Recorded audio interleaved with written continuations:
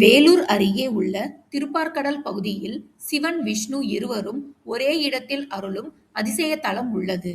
புண்டரீக மகரிஷி விஷ்ணு தரிசனம் செய்ய வந்தபோது கோவிலில் நந்தி இருப்பதைக் கண்டு இது சிவன் கோவில் என்று நினைத்து வெளியேறினார். அப்போது வந்த முதியவர் அவரை மீண்டும் உள்ளே அழைத்து சென்றார். கருவறையில் சிவலிங்கத்தின் மீது நின்ற கோலத்தில் விஷ்ணு காட்சி தந்தார். இதன் மூலம் சிவனும் விஷ்ணுவும் ஒன்றே என்பதை மகரிஷி உணர்ந்தார். இங்கு பெருமாள் பிரசன்ன வெங்கடேச பெருமாள் என அருள்கிறார். இந்த கோவிலில் சொர்க்கவாசல் எப்போதும் திறந்திருக்கும், நித்திய சொர்க்கவாசல் என்ற சிறப்பு உள்ளது. அருகில் உள்ள ரங்கநாதர் ஆலயம் 107வது திவ்ய தேசமாக கருதப்படுகிறது. அத்தி மரத்தால் ஆன ரங்கநாதர் சயன திருக்கோலத்தில் அருள்கிறார்.